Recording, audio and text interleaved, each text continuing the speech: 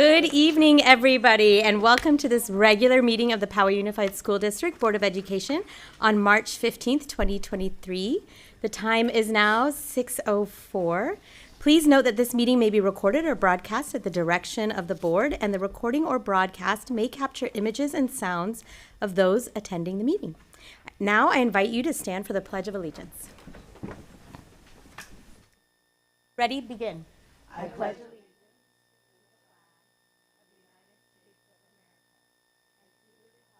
for which it stands, one nation, indivisible, with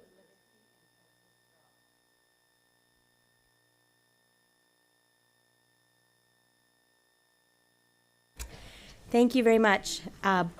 Board Clerk, Dr. Seitzma, can I have report out of closed session, please? Yes. Closed session began at 4:52. The Board of Education took the following action in closed session. In a matter of conference with legal counsel pending existing litigation, proposed settlement of claims related to e-cigarettes and vaping, on a motion by O'Connor-Ratcliffe and a second by Couvret, the board voted unanimously to conditionally resolve litigation against defendants regarding liability and damages related to e-cigarettes and vaping. In a matter of conference with legal counsel pending existing litigation, case number ADR 02282023, on a motion by O'Connor-Ratcliffe and a second by Couvret, the board voted unanimously to approve the settlement agreement. In the matter of public employee discipline, dismissal, release, reassignment, or non-reelection, on a motion by O'Connor-Ratcliffe and a second by Couvret, the board voted unanimously to terminate the employment of a classified employee.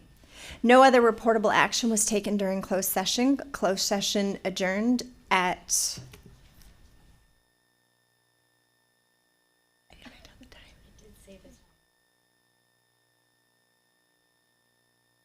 5:35. Yes. And that's it. Thank you very much, Dr. Seitzma. We'll now go to 3.3, members in attendance. We are missing one board member tonight, Heather Plotsky. Other than that, all other board members are in attendance due to a medical absence, medical excuse. And now we are on item 3.4, welcome to the public. Ms. Butambeker. Welcome to the monthly meeting of the Board of Education. If you would like to address the board on any agenda item, please complete a speaker's slip. All requests to speak must be submitted to the clerk of the board before the agenda item comes up. If you are requesting an agenda item be pulled for public discussion from section 5.0 consent calendar, a speaker slip must be submitted to the clerk now, as approval of the consent calendar is one of the first items up for approval. Item 4.2 is placed on our agenda to enable members of our community to bring items that are not placed anywhere else on the agenda to the board's attention. Speaking time is limited to 3 minutes per speaker, with a maximum of 15 minutes per topic unless waived by the board president. There will be a 30-second yellow warning light when time is running out. Speakers may only speak on one topic under item 4.2 and may not defer their speaking time to another individual. If there are concerns regarding specific individuals, it is preferred that the speaker refrain from naming them publicly to respect their privacy. The board will accept and review any written materials that would provide more specific information.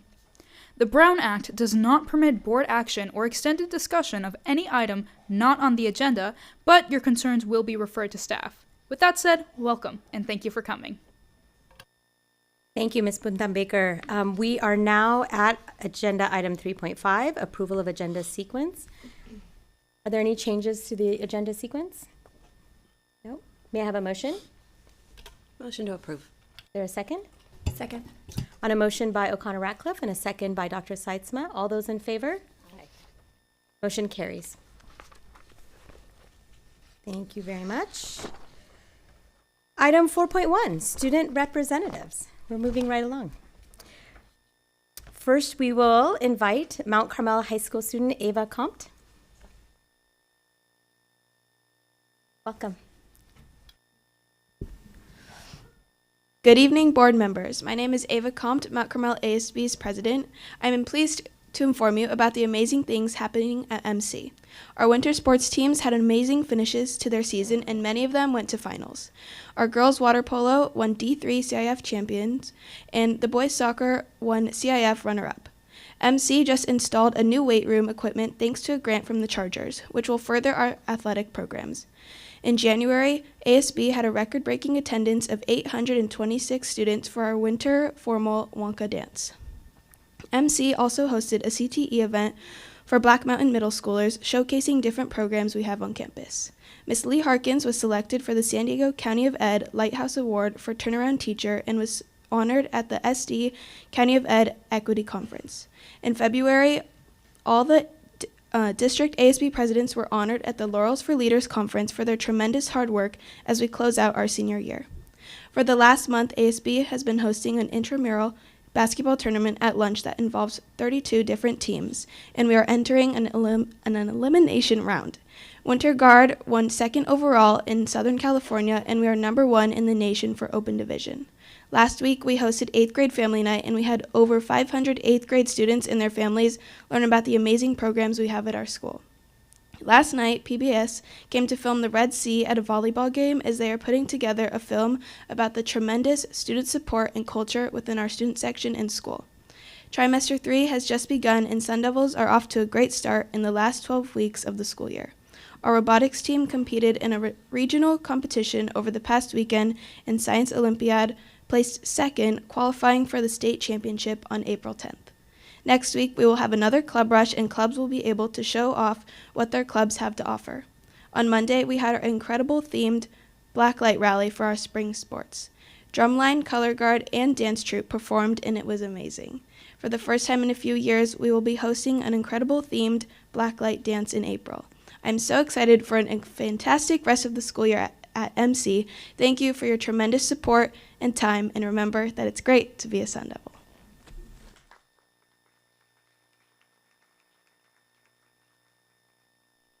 Thank you for that report. We have now from Westview High School's Sophia Chen.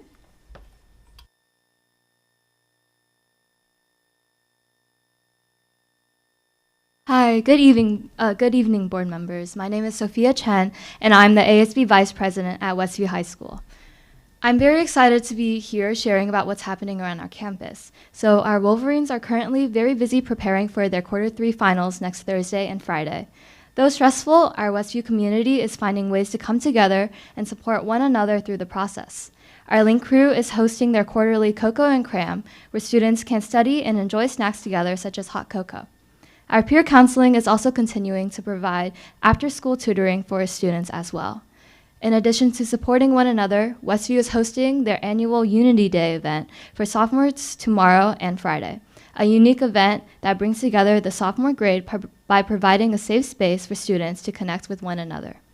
Additionally, Westview ASB hosted No Place for Hate this week, which directly ties into Unity Day. Our theme, Better Together, encourages students to make connections across campus and uplift each other. Westview also just hosted their 8th grade night last night, introducing the class of 2027 to our campus culture. Various programs and clubs came together for a campus connectedness fair, allowing students to explore a wide variety of student groups. We have many exciting events coming up, such as our senior Disney trip, 3v3 basketball tournament, and spring music festival. Our amazing Westview Theater Company has been hard at work on their upcoming production, Beauty and the Beast, which shows at the end of March. For the past few months, our robotics team has been preparing for their upcoming competition on March 25th. Our talented dance troupe is ready to attend nationals in Anaheim this weekend. Our Wolverines have also achieved impressive accomplishments recently. Our girls soccer team are San Diego section champions and won their CIF Open Division. Our mock trial team got first place in their county competition and are now advancing to state. Our Science Olympiad team won 4th place at regionals and are also advancing to states. We are very proud of all of the accomplishments of our Westview Wolverines, and I thank you all for your time tonight.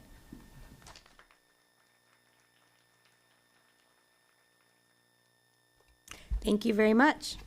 From Poway to Palomar Middle College, I welcome Myla Asidu. Welcome. Good evening. I'm Myla Asiadu, the executive of the Climate and Culture Pod at Poway to Palomar Middle College. I appreciate this opportunity to share with you some of the recent highlights of our school and what is on the horizon. As a new school, we've been focusing on fundraisers over the past couple of months. We've had fundraiser nights at Panera Bread, Board and Brew, and we have one all day tomorrow at the kebab shop in Arby, if you don't feel like making your lunch. We also have a student movie night this Friday and a family night planned for April 21st.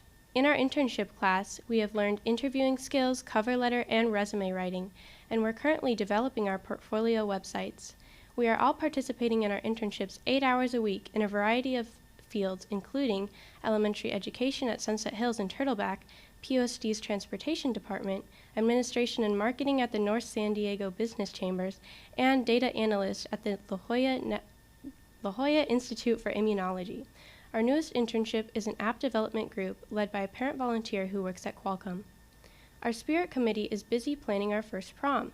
It will take place in the spring at the Ranch House in 4S, and because our fall showcase was such a success, we are busy planning a spring showcase for May 4th.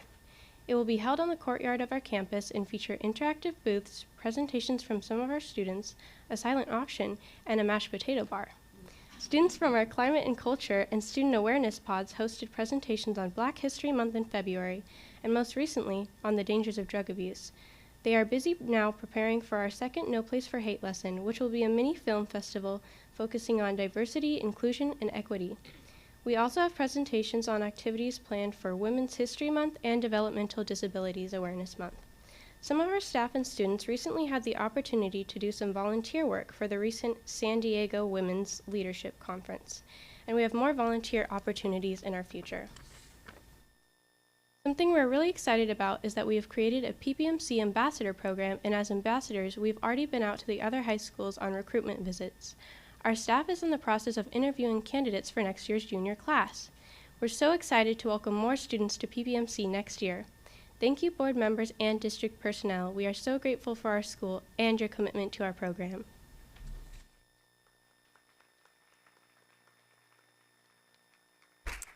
Thank you very much. We're now on to the middle school. So we have Bernardo Heights Middle School, and I'm going to try this. Ashwika Nitur, welcome.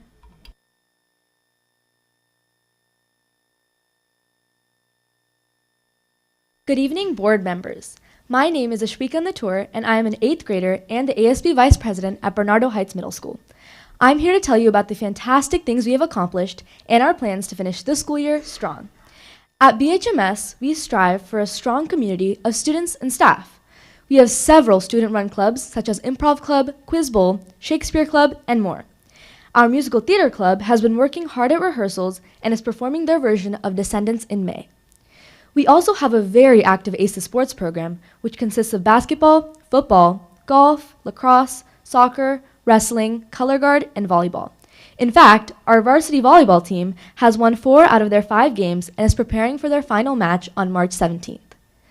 We also have had many amazing opportunities to showcase our performing arts program at BHMS. Our band and orchestra had a feeder school field trip where they visited and performed at elementary schools that feed into BHMS.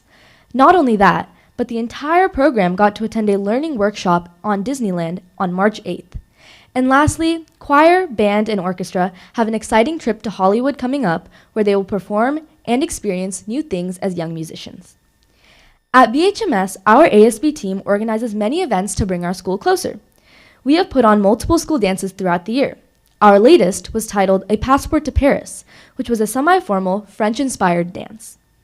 For our graduating 8th grade class, we are planning a luau and a Knott's Berry Farm trip. The 8th graders also got to participate in a constitutional challenge earlier in the year, which provided much learning about U.S. history paired with friendly competition. Last but not least, for an end-of-the-year celebration, we will be having a field day with games and food for all 3 grade levels. All of the great things we do at BHMS wouldn't be possible without our excellent staff. So, ASB and PTSA work together to provide fun treats throughout Staff Appreciation Week. As a Bobcat family, we value all of our staff, including our administration, counselors, librarians, ACES volunteers, custodians, teachers, and cafeteria workers. After all, our school just wouldn't be the same without the staff's hard work and dedication for all of the students. Thank you.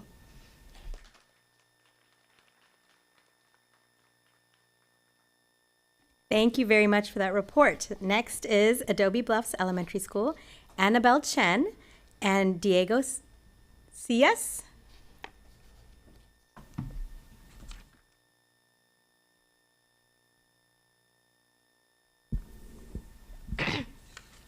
Good evening, everyone.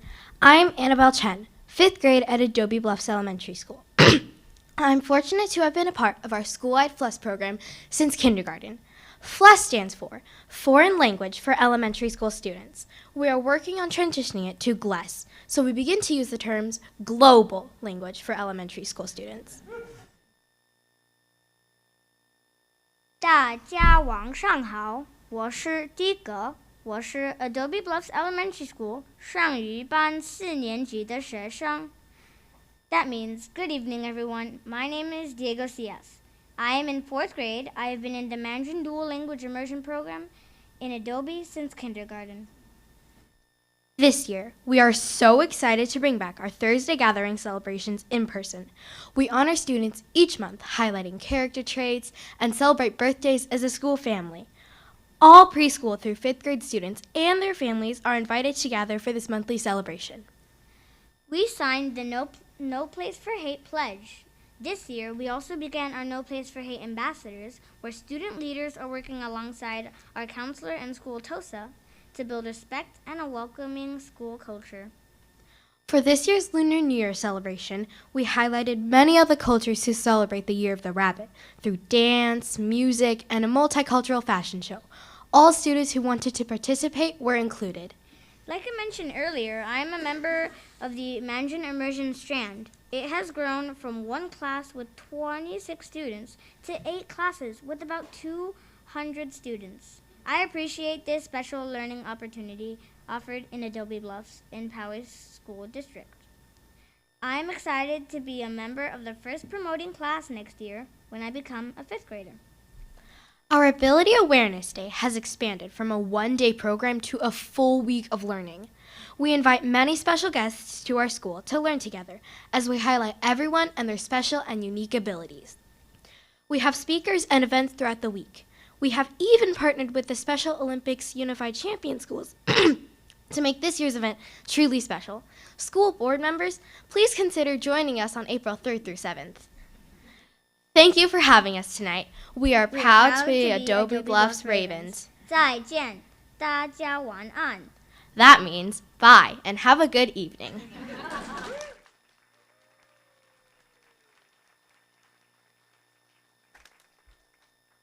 That does conclude our student board representative reports. And students, you are welcome to stay, of course, but we also invite you, if you need to get home and get to your homework, you're also welcome to leave.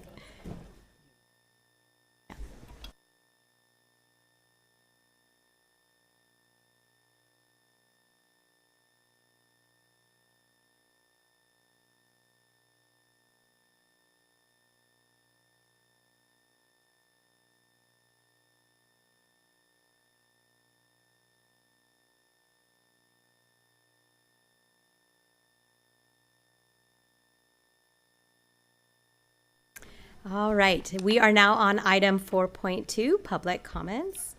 Item 4.2 is on the agenda to enable our members of our community to bring items that are not placed anywhere else on the agenda to the board's attention.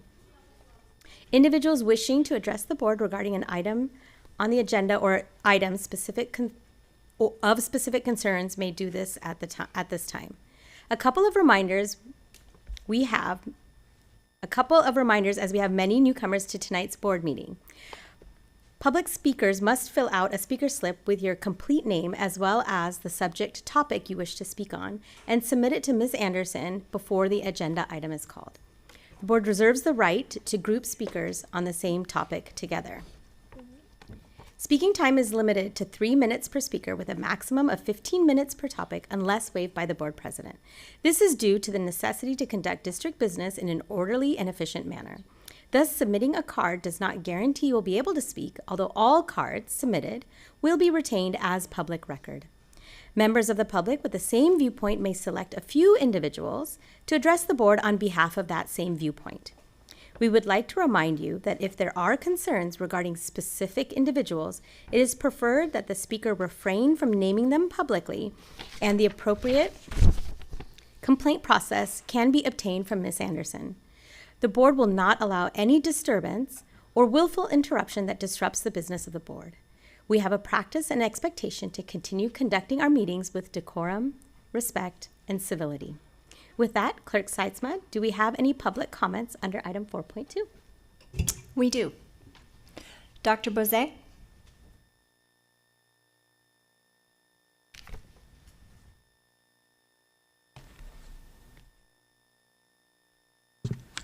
All right, good evening. My name is Dr. Bozet, and I'm the principal at Mount Carmel High School. Several students from our ethnic literature class had planned to come and speak with you this evening, but with the change to the meeting time, it's going to be Henry and me this evening speaking with you. I will be sharing with you 30 letters that the students in the class have written to you, the board. They wanted to share with you the impact of the course and why they are so grateful to have had the opportunity to take the class. As I read through the 30 letters, at times I laughed at their humor, and at times I teared up as I read about their experiences and how insightful they had grown over the course of the class. I was one proud principal and grateful to read about the positive impacts of the course for our students. I'd like to read to you an excerpt from one of the letters that stood out to me and may provide some insight into the class. So this is from a senior, a female. I'm writing this letter to explain how ethnic literature has impacted how I see the world and myself. Before taking this class, I believed I was completely unbiased.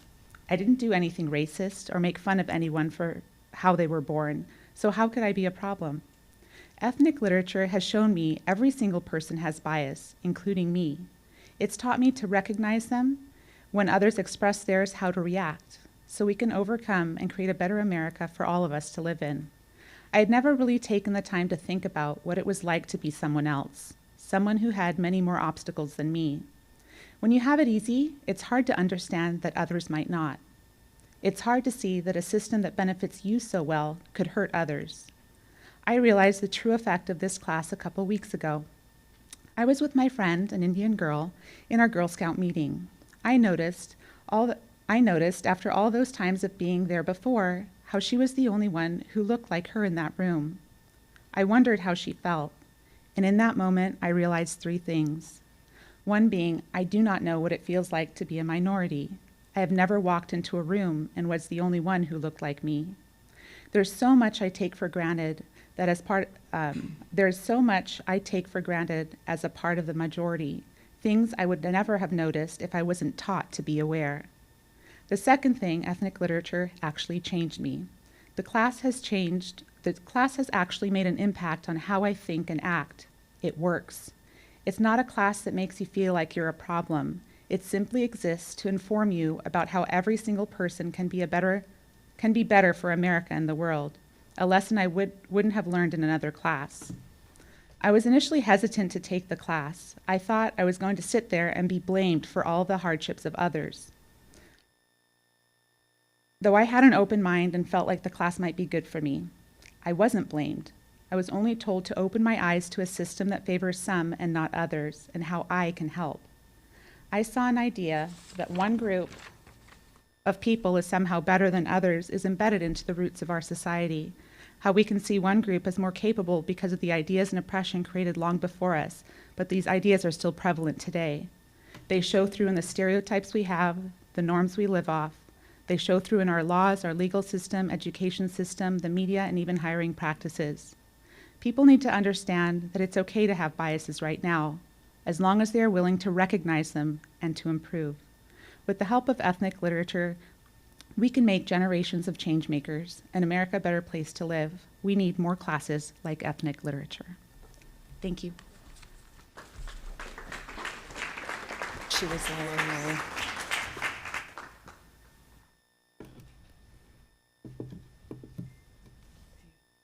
Henry Hughes?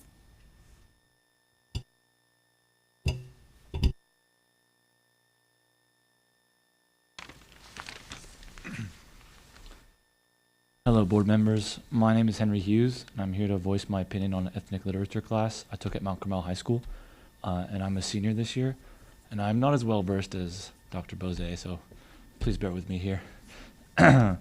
I have heard that many people have complained to this board about how this class may be anti-white or not promoting true equity because white people are oppressed by this class or others like it. And I can tell you that that is simply not true. As you can see, I'm a white person myself, and I never felt targeted by the curriculum, and my teacher always made the classroom a safe space for anyone who wanted to voice their opinion or learn more about a topic that was brought up in class. In this class, you learn to check your bias against people and how you can become a better person and make others feel safe around you. You learn about how the system in the U.S. has failed people because of race, gender, and/or sexual orientation, and how we can help better the country and change our ways. We were never taught how to make the white race feel belittled or bad about what their ancestors have done in the past, but rather how we can learn, move on, and grow from it as a community. I believe that all students should take a class like this because of how insightful it can be and how it can help others, such as myself, become better allies for other people around us. Thank you.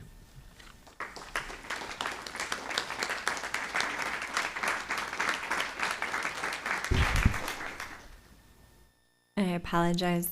I'm going to try Graciela Giacaline.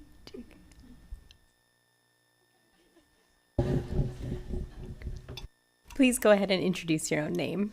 Help us out. Good evening, board members. I'm Graciela Giacalone, and I go to Rancho Bernardo High School. I came up here to talk about why we shouldn't ban Fun Home and Gender Queer. Fun Home is a graphic memoir about the author Alison Bechdel. It traces her journey from childhood to her young adult years as she struggles to identify with herself, and about her complex relationship with her father. And let's be honest, this sounds like every teen drama, TV show, and movie. But the only difference here is that the protagonist is queer. Gender Queer is also a memoir about Maya's journey from adolescence to adulthood and the author's exploration of gender identity and sexuality. This book is much more than May's personal story. It's a useful and touching guide on gender identity and what it means. Cameron Parkins from Stand With Trans organization said the main target audience that will enjoy this book includes LGBTQ+ teens and young adults, their parents and advocates, and anyone wanting to learn and understand more about gender identity and the trans and non-binary folks. The books don't harm anyone, and the main thing I want to say is if you don't want to read the book or don't want your kids to read the book, then just don't read it. Don't ban it for other kids who want to read it. You are in charge of yourself and your kids, not for anyone else. If I want to read the book, I should be able to read the book. The only people who determine who gets to read the book, what I get to read, is myself and my parents, nobody else. As a queer woman who dresses more masculine than I do feminine, these books really help me in understanding that I am not alone and that it's okay to be who I am. I don't want my community to be silenced just for being who we are, and by banning these books, what's to stop you from banning all LGBTQ books? I believe by banning these books, it's opening a door that should not be opened, and I'm begging you to please reconsider banning these books. Thank you.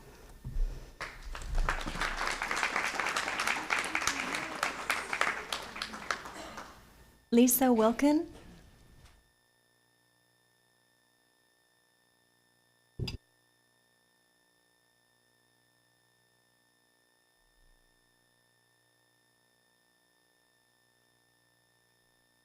Good evening. My name is Lisa Wilkin, and I'm currently one of the 39 principals in our Poway Unified School District. I began my career in education as an elementary school teacher in the Las Virgenes Unified School District and then taught 13 years in Del Mar Union. I was hired as an assistant principal in Poway 9 years ago and have since served 4 different schools, 2 as an assistant principal and 2 as the principal. I spent 5 years as the principal at Sunset Hills Elementary School, where I'm incredibly proud of the work the staff, community, and administrative team did with the focus of anti-bias education, equity, diversity, and inclusion for all of our students, their families, and staff. This year, I am the new and very honored principal of Stone Ranch Elementary School. Our Stone Ranch staff has shown their commitment and desire to look within and strive to be a place where each and every person who steps on our campus feels like they belong. As we all know, this work is intentional, can be messy, and is definitely not easy as it takes personal reflection, a willingness to listen, a lot, and the courage to take risks. Over the past 2 years, our district's equity work with the San Diego County Office of Ed has led to multiple conversations and action steps on our campus this year. Recently, our Stone Ranch equity team created an all-staff survey where staff members were asked 5 questions around value and belonging. The results are encouraging and inspiring to me that we are doing the right work and focusing on the right things with the best interest of our students. As we know, when staff feel connected, safe, valued, and heard by their peers and colleagues, they show up as their very best selves doing their very best work for students. I would like to share the results of our survey and commit to continuing the work of equity inclusion as we strive for 100% participation and 100% strongly agree to each of these statements. Our staff consists of 95 classified and certificated staff members, and 63 responded to the equity team survey. So about 70% of our staff took the time to participate. 85.7% strongly agree that Stone Ranch inspires them to do their very best work. 76.2% feel they are valued members of their immediate team. 71.4% strongly agree that they feel comfortable sharing about their culture, personal experiences, and background with others at work without fear of judgment. 63.5% feel they are valued members of the Stone Ranch staff. We have much to celebrate and always much more to do. I chose to share these very positive survey results because they are directly related to the work that our district has done, is doing around diversity, equity, and inclusion for all. The work prioritizes the belonging and creating safe spaces for students and staff to be their authentic selves. Our work continues to transform the way people see, hear, and value each other. I believe this emphasis is positively impacting the learning and well-being of our students, our community. Time is up. Marco Aileborn.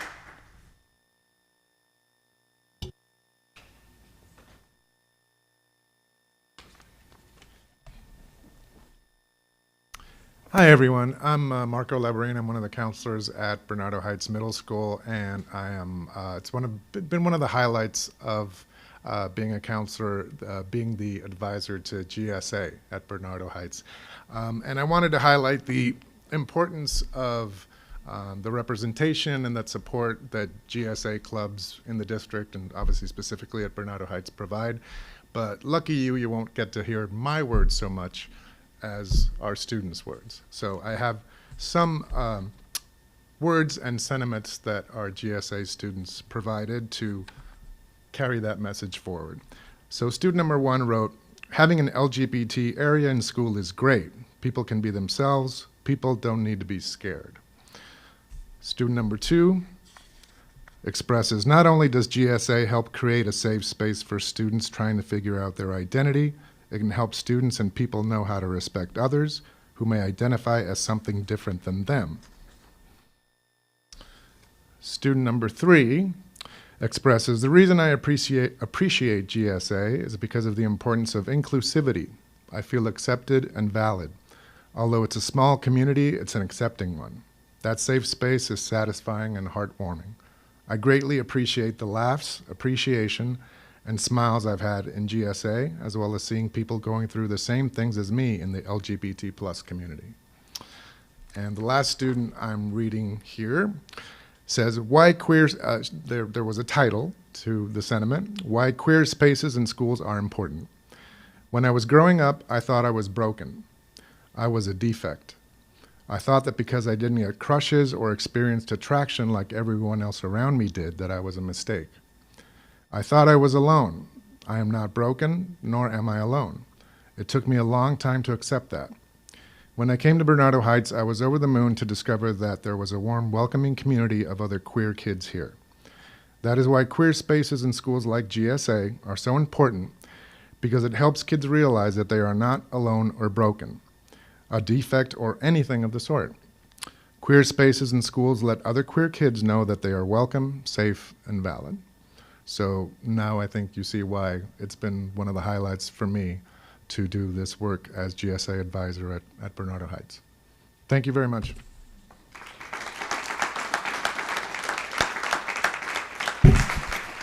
Elizabeth Smith.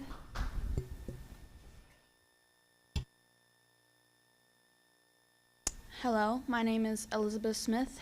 I am a 7th grader at Bernardo Heights Middle School, and I am the president of our GSA club on campus. And similar to Mr. Marco's statement, I would like to highlight on the importance of LGBTQIA+ representation and education in schools in our district. So, having a GSA on our campus is very important and very necessary. The queer community is very underrepresented or addressed in many schools. I know in my own school, I see this a lot. So it is important that we have this club and education about the community. I've seen a lot of people at our school who are homophobic, transphobic, etc., and it is unacceptable. I think we still need more people to be educated about the LGBTQIA+ community in our school and in many other schools, as it is a pressing issue. Our club is also very important because it is a safe space for queer youth and their allies to find things in common and hang out where they won't be judged. If these clubs and education about LGBTQIA+ were removed, that would put us backwards in the progress of more acceptance in the queer community. Thank you, board members.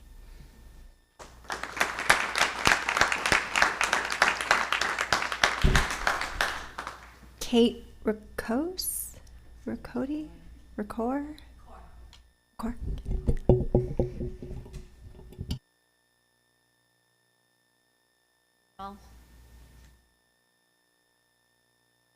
I've been a PUSD parent for 13 years and a substitute teacher for 8. I want parents to know what they're getting when their kids have a substitute teacher. When your kids have a sub, they're entrusted to a teacher who only has one way out when there's a lockdown, the front door. Because even though we go through all the same background checks that other teachers do, we're not entrusted with keys or codes. Your kids, when they have a substitute teacher, have a teacher who, during a lockdown, if the principal comes on the intercom and says, teachers, check your emails. We don't have an email. Your kid has a teacher with no way to check the information that that principal is trying to give them. When your kids have a substitute teacher, they're with a teacher that, even when I asked, is not included in the training tomorrow for active shooter. Luckily, I'll be going, as an artist in residence, but as a sub, I was not invited. Pay me $180 a day. I can drive 10 minutes farther to San Diego Unified and get paid $250 to $300 a day. The least you can do is keep me and the children in my care safe. None of those things would cost you a penny. Please remember that POWA used to be about the people, not the programs. It's your people that make this district what it is. And without your people, you can't keep the doors open. Thanks.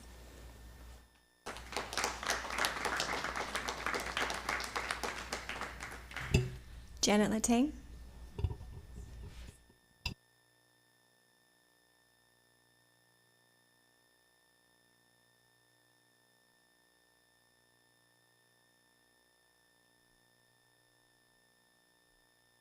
Good evening. Tonight I'm happy to share with you current and upcoming PUSD VAPA events. March is Arts Education Month, and this month until March 26th, PUSD student art is on display at the Art Gallery in the PCPA lobby. This art show features works of art created by PUSD K-12 students using different art mediums. It's great to have PUSD artwork on display for all to see while visiting the PCPA. Several of you or your family members may be preparing to watch the NCAA basketball playoffs to begin this weekend.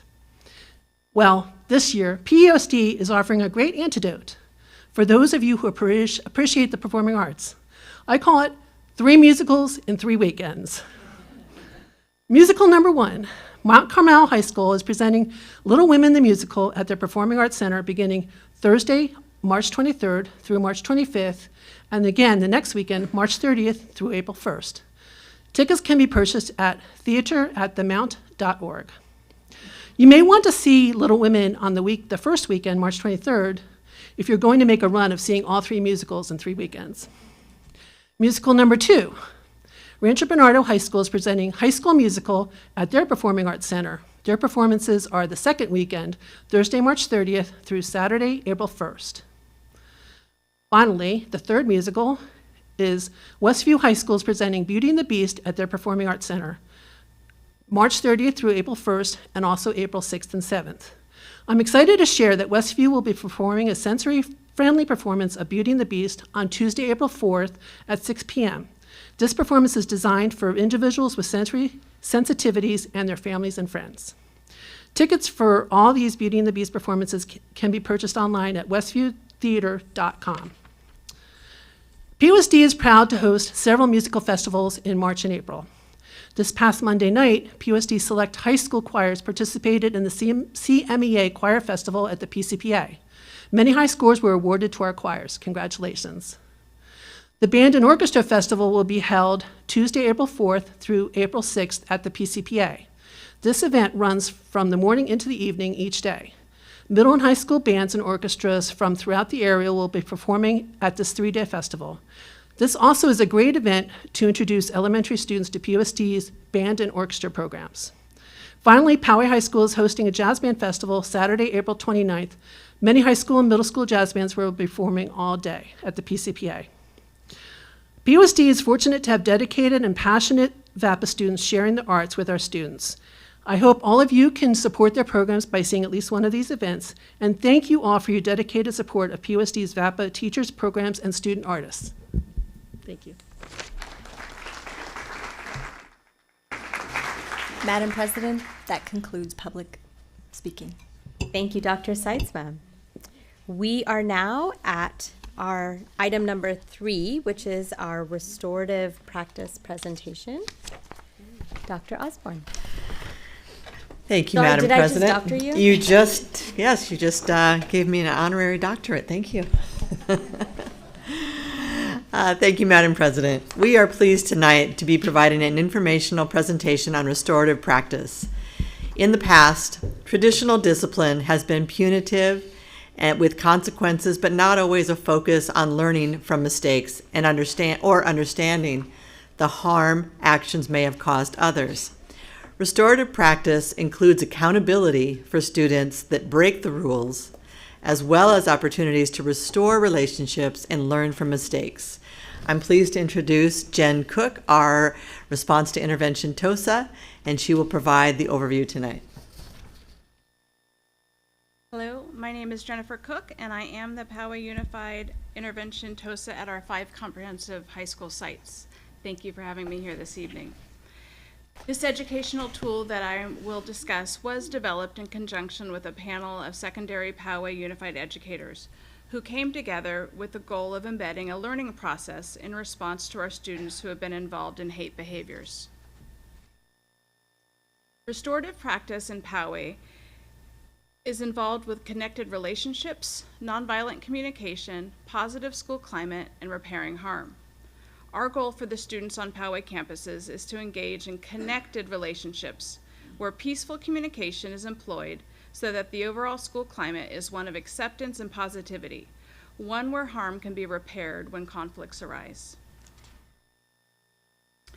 Restorative practice fits with our equity work, with our No Place for Hate structures, with the PBIS systems we have in place, and also with the district initiatives on inclusion and belonging within our racial and equity inclusion plan.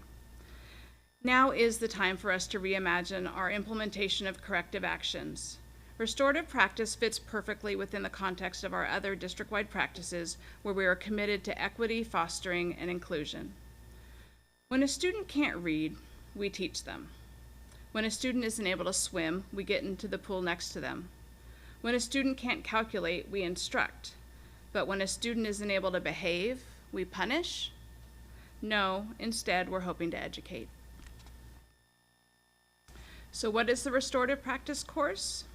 When our committee came together, we were intentional within our focus of seeking to create an opportunity for secondary students to learn as they had made the unfortunate decision to involve themselves in hate speech or hate behavior. Research tells us that punitive measures such as suspension and expulsion do not help to further our overall goal of graduating empathetic, lifelong learners, and that, in fact, punitive measures can do even more harm. We were intentional within our sequence of the 5-day, 5-hour course, with the goal to ultimately change mindsets and behavior through understanding, reflection, and empathy. The primary focus of our efforts is in the preventative realm, knowing that all members of the school community thrive when we look to emphasize proactive strategies to maintain healthy relationships and prevent discord. It's only when a conflict arises which requires repair that we'd look to a reactive measure such as a restorative circle or targeted educational content through this Canvas course. This course can be added to a student's other means of correction contract in lieu of suspension after a Level 2 hate incident, with input from our Poway Unified Office of Attendance and Discipline. The idea of restorative practice works hand in hand with our social emotional learning content being implemented at our elementary and middle schools through the Second Step curriculum. Our students in their younger years are engaging in a holistic approach to building supportive communities through the strengthening of their individual social emotional capacity. We're aware that when provided with a coordinated, community-wide approach, social emotional learning constructs can build stronger communities and support inclusive, equitable learning. I'd like to take a moment to share a brief overview of restorative practices and the supporting research behind them. So what is restorative practices in schools? Restorative practices are a set of skills for building community and for responding to challenging behavior.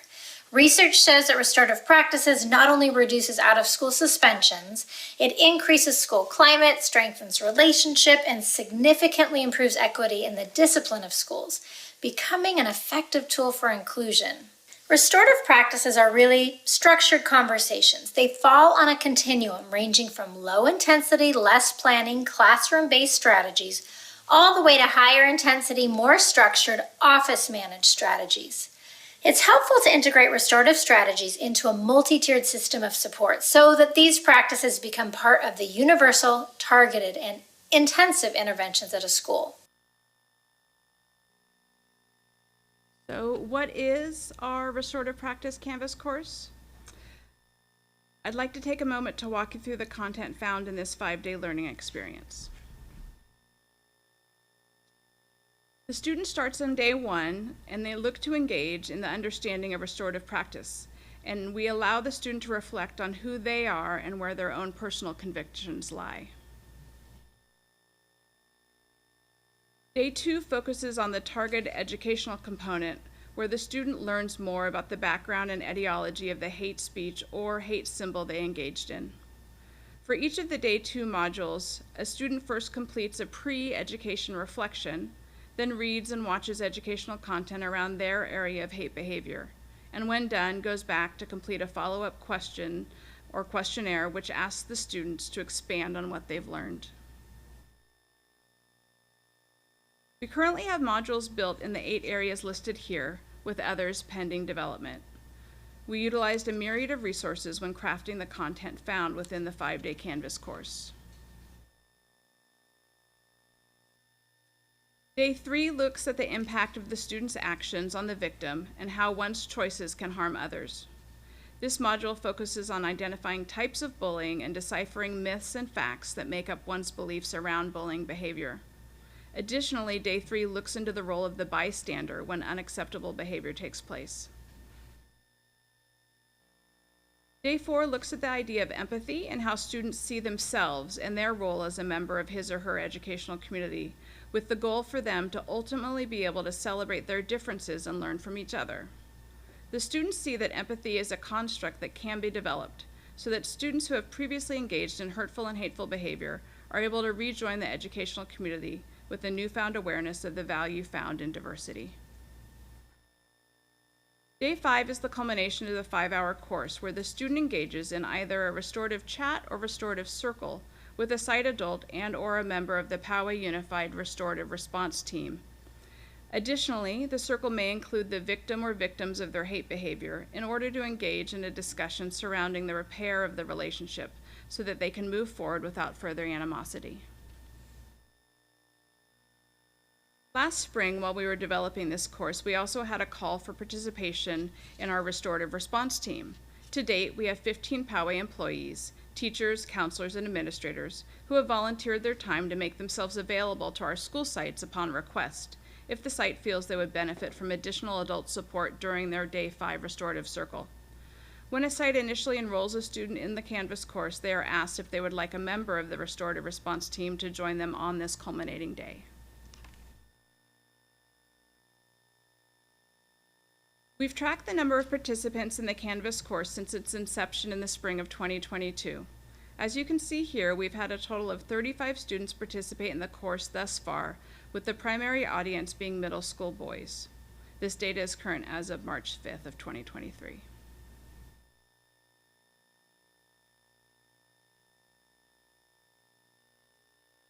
The idea of engaging in restorative practice came full circle for me last June while I was working on this course. My son, years back, while a student at Oak Valley Middle, had found himself in a playground scuffle after having been bullied for months by a classmate who found humor in the fact that my son had worn a rainbow cape to school for Superhero Day. Jake was ashamed to tell anyone about the weeks of merciless anti-gay taunts this young man had engaged in, knowing that this topic our family holds sacred, as his maternal grandmother is an openly gay married woman. He was raised having 2 grandmas at my mom's house. When the school called me that day to pick him up after the fight, I immediately began explaining to him the consequences of getting involved in a physical altercation and let him know that he would most likely lose his participation in the upcoming Peer Leaders Retreat that he was really looking forward to. The next day we went to meet with the assistant principal, and I expected to collect his school books and have him sent home. I was shocked when I was informed that actually they were going to have the boys meet in a restorative chat so that they could discuss their differences and move forward. I went away thinking, wow, I hope this works. I've been in public education for a long time. Flash forward to 4 years later, this past spring, I asked my son, who was at that time a senior at Del Norte, what happened to the young man who had taunted him in middle school. And he said, Mom, really? That's Oliver. Name's been changed. He sat at the back table with me in your homeroom class every Friday for the last 4 years. We're all good now. Education and repair of relationships rather than punishment really can make a world of difference. Thank you. Are there any questions at this time? Thank you very much for that presentation. Are there any questions from board members? Thank you very much, Ms. Cook. That was wonderful. I think your anecdotal evidence is very powerful. I love the teaching aspect of this for our wrongdoers in these situations. I'm wondering, how are we prioritizing the feeling of resolution for those who feel they were wronged? I know that in your story, your son felt that it worked great. Do we have data on how that is working for the, I hesitate to say victim, but those who are feeling wronged in these situations? We use target. Targeted, thank you. So the counselors, the alpha counselor for the student who had been the target of the hate crime does follow up with the student to ensure that their comfort level being on the same campus, possibly in the same classroom, and invites them on day 5 to see if they would like to participate in the circle or the chat, depending on the circumstance. So typically we look at, we have not collected data, but that's something we can look to. But the alpha counselor being the main connect point to make sure that the students, things are moving smoothly. We've also, thank you, Jennifer. We've also recently drafted a responding to racial incidents or hate behavior in language document that we have shared with all of our principals and counselors and assistant principals so that we have a consistent protocol for how to respond to hate behavior, hate language. And it includes a dedicated focus to following up with the student who is the target or been the victim of hate, And it's not just following up within that week, but weeks later also checking in with the parents. And if the student is a student with learning differences, checking in with the case manager, making sure that people who support the student are connected and aware so that we have lots of eyes on the student. We do the same, and we also follow up with the student that was the perpetrator or the respondent. There's lots of different terms for that, but to make sure that they are also changing behavior as a result. So, and I can share that with the board, that draft. I'd be interested too if we have data on the wrongdoers. Or is it happening again? If especially at what level did they participate in these restorative practices? If they went all the way through that Canvas course, those 35 students, do we have data on whether there's repeat activity? Are they bothering the same target again? And does it happen to somebody else? So I'd be interested in any data that we're collecting on our targets or our wrongdoer. Yeah, I'd love to have evidence that this is effective, because it sounds like it, and the stories, anecdotes are fantastic. They sound wonderful, but the data, I think, will be helpful for people who may need convincing that this is the way to go. Thank you. Ms. Couvret? I have a few. I had a son who was bullied, and like your son, he threw the second punch. And it's important that we see the people who are doing the first punch, even if it is just being annoying. When is this class taken? Is it after school? Is it before school?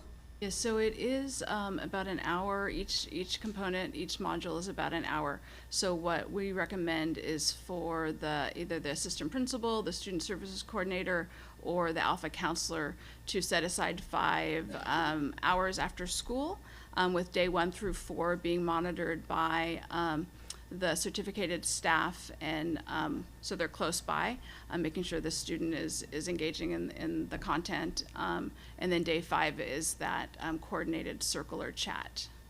And during that time, if they had extracurriculars, would they have to forego their extracurriculars in order to take the class? Is kind of a detention, old-fashioned word, I know, but I'm guessing so. Okay, no, I like that. That's a good thing to me. I mean, I would like there to be some sort of punishment, right.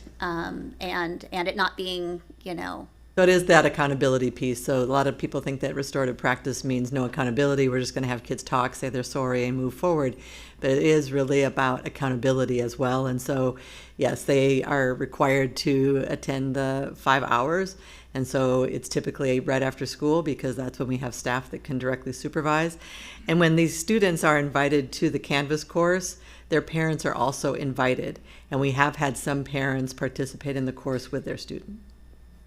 And I keep going. I have a few more Yes. questions on this, just because I had kids in this. So like I said, I really appreciate this, because I really feel that kids need to reflect on what they do. I always thought restriction is kind of silly. I always got my basement cleaned when my kids overreacted. So it's important to make them think, So one thing that Ms. O'Connor-Radcliffe brought up is the feeling of the target. It's very important to me. I don't want the target to feel they need to be part of that circle at the end. Because I was always that one where, my kid would get, dirt thrown at him, and then the other kid would go, say sorry. And I'm like, my son shouldn't have to accept that sorry right then. Yeah, and it's always up to the student whether or not and depending on the parameters of the incident, we default to this student attendance and discipline works with the assistant principals and looks at what the parameters of it was and gives input, and then we defer to the student if it is something we suggest, ultimately, if they are comfortable with that.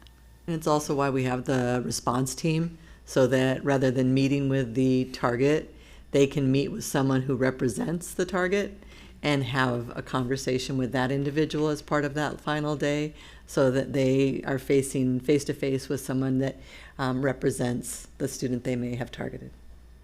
My final question is, because my son didn't fit, he's going to kill me if he ever sees this, doesn't fit into any one of those groups. What do they do on day 2 for the skinny white boy? I mean, yeah, so we do have a general anti-bullying component just for aggression, anger, and this malintent. Sorry. Good Just speaking questions. from what my feelings. So I thank you. I really appreciate this, and I sure hope it works, because sometimes kids make bad decisions, and I'd love for them to correct the behavior, because like I said, I always like the kids to learn when they're younger before they do something later, and it really makes an effect. So thank you for all this work. Go ahead. Thank you. So first off, thank you for this presentation. I really do admire the emphasis on rehabilitation rather than penalty. I think that's so important, and I think, maybe if we don't have data within our own community, there is data on higher levels which prove that concept. I had more of a comment because my question was already addressed previously, but I was also curious is how do we know students improve after taking the course? So I would also be interested in seeing that draft and seeing the data and seeing how the student is followed up with, their family, administrations, and the target were all followed up with after, and kind of seeing the effects of that. So thank you. Thank you for that. Okay. So I have a long background in this in restorative justice, and this definitely parallels a lot of that. And some of my questions were already asked, but trying to keep restorative practices in my target window. So if the target is invited to the meeting and they choose to be present, do they have an opportunity to speak? Because it kind of sounded like it was more one way. They can. There's a list of structured questions that we ask the facilitator to go through prior, and to meet with the target, and to make sure that they're in a place that it's safe and it's constructive. Okay. The follow-up question was asked, and you said parents have an opportunity to come and participate watching the videos. Do they have an opportunity to watch the videos without their child? Yes, so in Canvas, anytime a student is enrolled in a class, any parent with educational rights is automatically within the system is added. So as a parent, when you go to your Canvas courses, you'll see any list that any course that your student has. So any observers, they're added as an observer, and they can log in and look at the content from home, from work, wherever they're at. Okay. Is any of these course materials shared with the target, or is it's only the? No. Not at this time. Okay. And then if they are unwilling to participate. So if they're unwilling, then we work on other means of correction. And so that could be more traditional types of consequences and another means of correction contract, which includes stipulations about behaviors and restrictions of interacting with the target. Sometimes we put in place a stay away contract. And so there would be a more traditional type of path if the student that violated the rules refuses. And in some egregious cases, we do still, because of the harm that's been caused, we still do engage in some cases of administrative placements, and so removing some students who have engaged in egregious behaviors to another campus so that our students that have been harmed do not have to continue to face the perpetrator. Thank you. One more. I'm wondering how widespread is this? How many of our schools are doing it? Is it, you said, I think I heard you say 15 adults have been trained to support sites, but how many of our sites are doing it? So all of our principals are aware of the course, and so when we had our PBS training last June, and then in the follow-ups this year, we've reminded them that that is an option as they're looking at other means of correction. And currently it's primarily our middle and high schools. We've had 2 fifth graders at elementary schools where the team deemed it would be appropriate. We're also working with our elementary counselors on an elementary version that is very different than this, but that includes a series of sessions that are during the school day, but that might be during, not a lunch recess, but it might be during a break or during a time during the school day where they would engage with an adult. And we have a series of PowerPoints, and so it would be age appropriate. And then there is, I used to call it a think about it form, so that they can think about the why they did something, what they were trying to accomplish, what they've learned as a result of the engagement, and what they will do differently next time, so that again it's a cycle of learning from the mistakes, understanding the harm that was caused, but at a very age appropriate. It also includes reading some stories to kids to help them understand, but they are very age appropriate. Okay, sorry, and you might have said this, I might have missed it. So, does the administration, based on whatever the situation is, do they sit down with the parent and recommend this, or is it? So that's It's part of when they meet to go over the behavior and they review the OMC contract. They give it as an option, and the parent signs off that they agreed to that as one of the consequences. Okay, thank you. I also have a few questions. I saved mine for the end. Oftentimes, board members will get emails from parents on either side, or we'll see, social media posts or community posts expressing concern around the way discipline is handled. My understanding is that the law is designed to protect the minors, right? So we don't share out with community members, or even necessarily the target what discipline action was offered. Is that correct?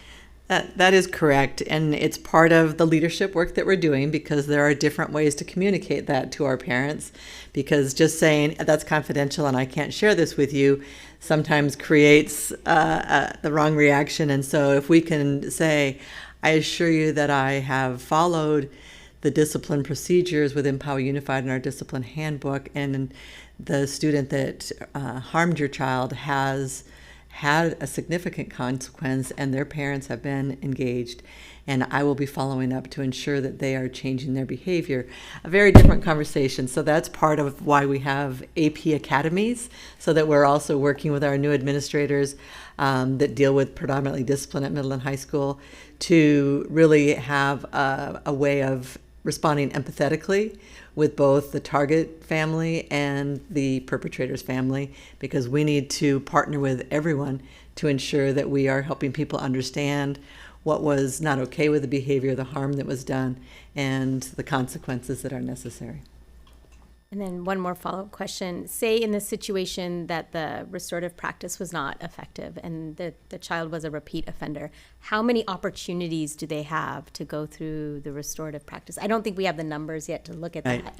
And But what we is the follow, thought around that? We follow progressive discipline. And so it's tracked in a student's discipline record that they've had this infraction, they've participated in restorative practice. And so then it would be investigating root cause, and then looking at what's the next step in our discipline handbook. So our restorative practices work with our discipline handbook, and we follow those procedures as well. And then the final question for those parents that are very curious, this is all this information is available on our website. If they don't happen to have their student handbook handy, their discipline handbook, they can access all of this information. Yes, and what that we progress will looks post this on our racial equity and inclusion, because this is also one of our actions to reduce the identified suspensions of students of color. And so we will add this. We've got a restorative practices page on that website. We'll add this so it's available. And we'll put that whole video on what is restorative practices, because I think that that's a significant area of learning for much of our community. Thank you very much. Thank you for that presentation. I think the community's been looking forward to this for a while, so thank you. Good work. Thank you.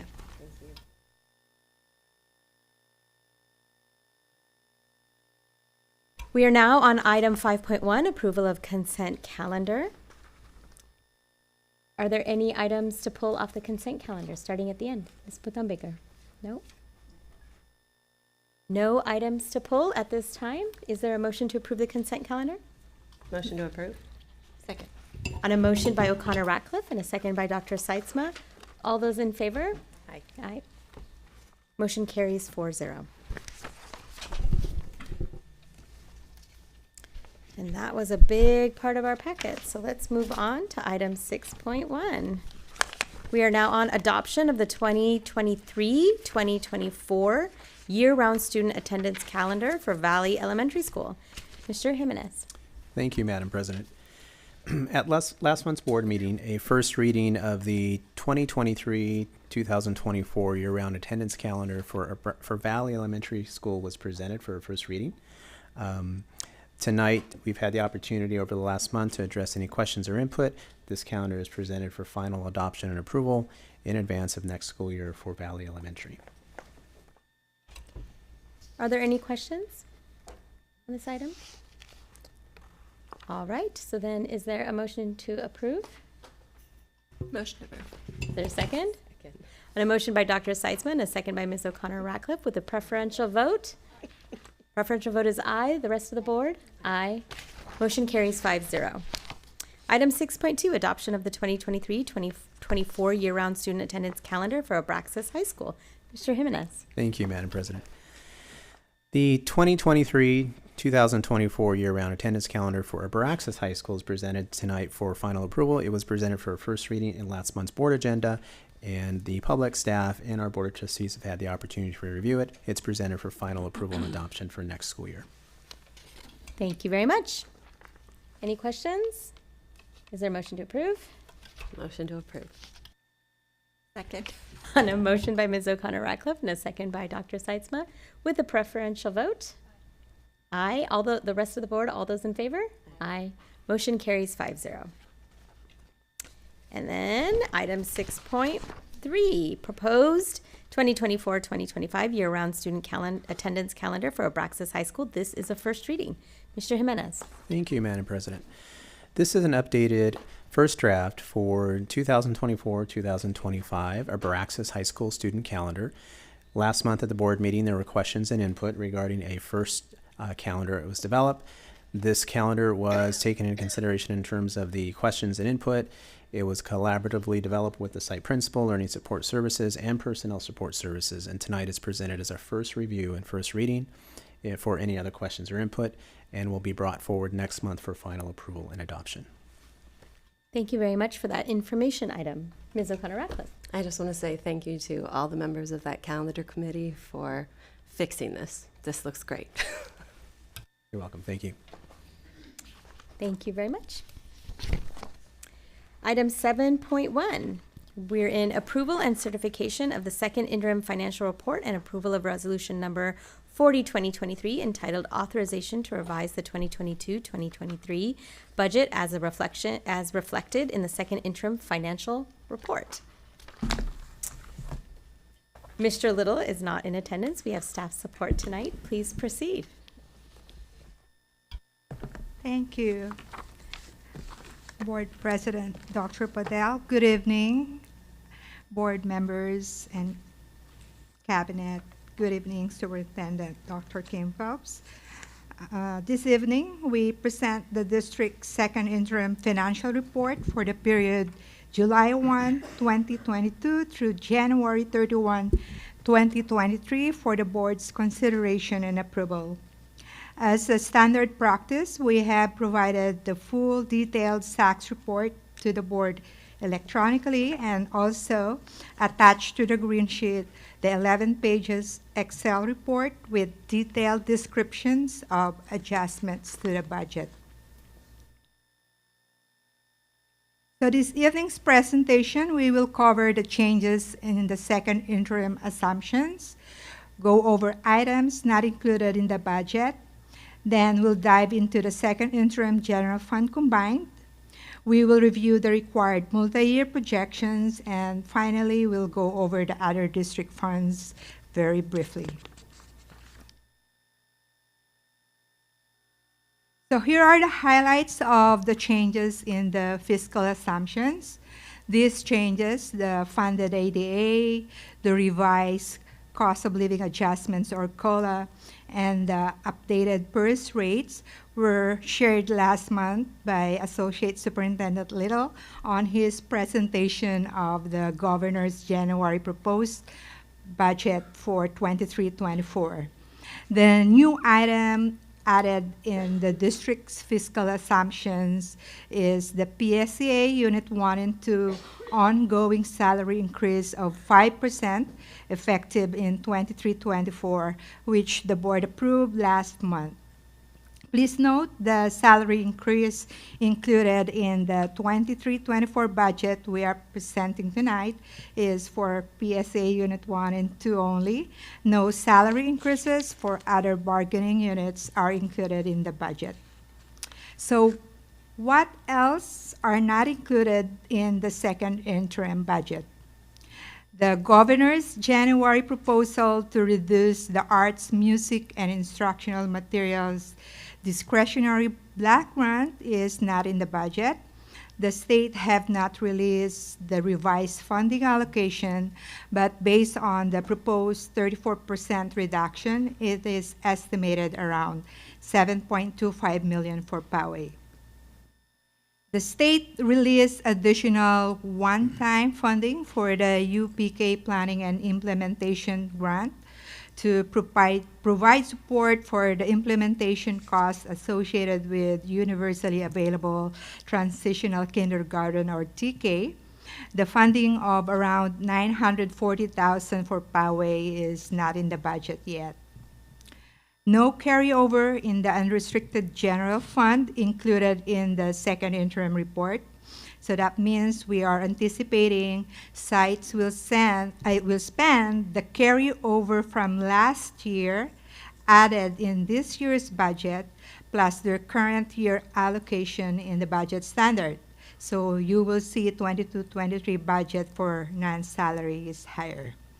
The ongoing funding for the new Prop 28 Arts and Music Initiative, which is effective 23-24, is not in the budget. We are still waiting for the state to release the funding allocation. So now let's look at the 22-23 general fund combined budget for second interim. We will compare the second interim budget to our current board-approved budget, which is the first interim. We will focus on the variance between the two reporting periods. Just to remind everyone, these budgets are built on assumptions available. So there are several underlying factors that drive these numbers. So any of the assumption change, of course, the budget will follow. So starting with the revenue, in second interim, the revenue is higher by almost 1.4 million, and the expenditures is less by almost 2.6 million. We added 2 million of interfund transfer to Fund 14, coming from the 10 million committed for the RB High School chiller project. So with the changes in revenue, expenditures, and the interfund transfer, we are anticipating additional surplus of 1.9 million in the second interim. Of this amount, almost 600,000 is unrestricted. So looking at the increase in revenue of around 1.4 million, the bulk of it is from LCFF. An increase in revenue is recognized due to the updated base grant augmentation of 6.7%. This is the additional LCFF investment. The current budget has 6.28%. We also adjusted the district's funded ADA. So with the updated funded COLA and the adjusted ADA, a net increase of 1.2 million in LCFF revenue is recognized. There are minor changes in federal and state, and additional one-time local grants also added. So almost 1.4 million increase in revenue. In the expenditure side, we have many movements and adjustments in the budget. So this is expected every year for district our size. We have 39 sites plus department like facilities, maintenance and operation, transportation, IT, and special ed moving budget during the year. But besides the movements of budget from one line item to another with no impact to the bottom line, we also added expenditures and recognized savings that will net to a reduction of almost 2.6 million in the expenditures budget. This is a comparison to the current budget the board approved. The adjustments in the expenditures include savings for unspent budget in subs, hourly, certificated coaches, and noon duties. We recognize vacancy savings, health and welfare savings. We adjusted the PSA cash to warrant based on actual cost. We also included in the second interim budget an increase in restricted carryover by almost 1.4 million. And on the additional expenditures, 2 million is added for utilities. We increased the contract for our alternative transportation provider and increased the budget for additional routine restricted maintenance projects. So overall, the net of savings and the budget we added is a reduction to the total expenditures of almost 2.6 million compared to the current board-approved budget. So the bottom line in terms of ending fund balance, adding the additional surplus of 1.9 million to our current net activity of 11.3 million, we are anticipating a net activity of 13.2 million in second interim. Net activity plus beginning balance of 87.2 million, our projected ending fund balance in second interim is close to 100.4 million. The second interim reserve amount is 53.5 million, which is equivalent to reserve level of 10%. Of the 53.5 million, I just want to underline that 1.7 million of that is the fund balance in the Special Reserve Fund or Fund 17.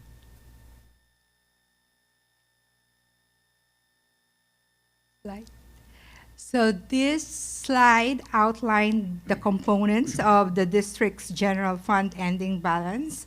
Just want to emphasize that 40 million of the district's general fund ending balance is restricted and 8 million is committed for the RB Chiller project. And we also provided here what makes up the 40 million restricted fund balance. So now let me turn it over to Assistant Director Torrentino to go over the multi-year projections and for a brief overview of other funds. Thank you, Director Romero. Good evening, Madam President, trustees, Superintendent Dr. Phelps, and cabinet members. At this time, we would like to turn your attention to the multi-year projections, along with the summary of assumptions used and the anticipated fiscal impact for the combined general fund. First, enrollment. The second interim budget was updated to reflect our CalPADS certified enrollment of 34,896. Fiscal years 23-24 and 24-25 enrollment includes a 1% increase year over year to account for the staggered implementation of universal transitional kindergarten and community development within the PUSD boundaries. Next, average daily attendance, or ADA. The district's funded ADA for current year and next year is estimated to be 34,880 and 34,046. These amounts are based on the 3 prior years' average with COVID relief rules applied to fiscal year 21-22 ADA. Then fiscal year 24-25 funded ADA of 33,818 will be generated by that year's attendance rate of 95% of enrollment. Following is cost of living adjustment, or the COLA. The funded COLA assumptions are based on the governor's proposed budget back in January 2023. At this point, Governor Newsom has not indicated any additional augmentation funds towards LCFF besides the statutory COLA amounts noted above. Next, unduplicated pupil percentage, or UPP. UPP of 20.48% remains status quo across fiscal years 22-23 through 24-25. Moving on to retirement, at this time, we anticipate no change in STRS at 19.1%. Unfortunately, we currently do not see any pension relief coming out of Sacramento for PERS. We expect PERS to actually increase, as Director Romero stated, to 27% and 28.1% in fiscal years 23-24 and 24-25, respectively. Moreover, state unemployment insurance will decrease from 0.5% to 0.2 in the out years. Next slide, please. Here's a summary of the district's general fund combined activity comprising of revenues, expenditures, and other financing sources and uses, and the net activity. As you can see, the net activity combined is in the black by $13.2 million for fiscal year 22-23. It's estimated that the net activity combined will be in the red by $3.8 million in fiscal year 23-24 and $11.3 million in fiscal year 24-25. This is attributed to the spending of restricted programs and reversal of any one-time revenues. Alternatively, we project a surplus in net activity for unrestricted general fund at second interim in the amount of $3.4 million for fiscal year 22-23, $11.6 million for 23-24, and $4 million in 24-25. As shown on the next slide, we'll illustrate how this will impact the district's ending fund balance and reserve levels. PUSD started the year with $87.2 million in its general fund combined fund balance. Taking into account the combined net activity as previously shown, the district's ending fund balance is projected to reach $100.4 million for fiscal year 22-23, declining to $95.6 and $85.2 million in the two out years, again resulting in spending of restricted programs and eliminating the one-time revenues. Conversely, it is expected that the district's reserves will expand due to the increase in unrestricted net activity as discussed earlier. And the current projected reserves of 10% will eventually grow to 12.6% by fiscal year 24-25. Now that we've reviewed general fund, let's take a brief moment to discuss district's other funds. Presented before you are projected revenues, expenditures, and ending fund balance for other funds of the district. Most of the funds will have a positive ending fund balance. We would like to remind you that Fund 63, the Enterprise Fund, which primarily used to account for the district's ESS program, must use the full accrual accounting method, whereas the other funds use a modified accrual accounting method. If Fund 63 were to use the modified accrual accounting method, then the ending fund balance would be nearly $2.2 million in the good. Next slide, please. For additional details, copies of the SACS forms have been provided to the board electronically. Now I'd like to return the presentation to Director Romero. Thank you, Mr. Trentino. Now we are asking the board to approve the second interim financial report with positive certification that the district will meet the financial obligations for the current fiscal year and the subsequent 2 fiscal years, and follow the resolution authorizing the adjustments to the budget. Thank you very much for those thorough presentations, Director Ramiro and Assistant Director Tarantino. We really appreciate this. Before I turn over the microphones to anyone else that has questions, I do want to point out that while those reserve levels look healthy, we're in the middle of negotiations. So let's not get too attached to those numbers. Any questions from board members? I have more of a comment. Go for it. You know, it's kind of interesting how they may increase the COLA, but then they'll increase our PERS contribution as well. So while it looks like they're helping us out in so many ways, they're not. So it'd be nice to get some retirement relief from Sacramento. I'll just add, do you want to comment on why those PERS and STIRS numbers are increasing the way they are? I think sometimes a reminder around that is good. I mean, those are set not in an annual budget. Those are set by the PERS and STIRS boards. It's so true. It's two different bodies that are doing that. Those are set rates by CalPERS, and that's the district's portion as far as contribution. Yeah, thank you. It's just a reminder. It's not part of the governor's. He could have offered us a rescue. That's yes. the thing, is he has the ability to help us out there a little bit if he chose to. So, right. Ms. O'Connor-Ratcliffe. Well, to tag on to Ms. Couvret's comment, it is CSBA Legislative Action Week, and I've been in 3 meetings with legislators and or their staffs this week via Zoom. One of the things we've talked about is that COLA, that very generous, looks great COLA that the governor seems to be offsetting with that reduction in our arts, music, and instructional materials grant that we already allocated, of course. However, I will say on the positive side, the legislators that I was in meetings with today were very interested in how that specifically would affect our district. And when they heard the $7.25 million number, they kind of went, what were you going to spend it on? Like, not what were we going to spend it on, we are spending it. Our performing arts centers deserve this money. We allocated it. We're not going back. We already hired our people. They've done the walkthroughs. We have a consultant. We're doing this. So we're going to have to find that money somewhere else. So please, please give us the COLA and let us keep that instructional block grant that you already gave us. So just so you guys know, that was very positive reception from both Republican and Democrat members that we met with today. So I'm hopeful that the governor will not win on that one. That was well received. So just for our knowledge up here and yours, how that was going. I did have one question. The unduplicated pupil percentage, I thought this year we were just under 20. So the estimates on slide 12 show just over 20. To what are we attributing the rise in our UPP?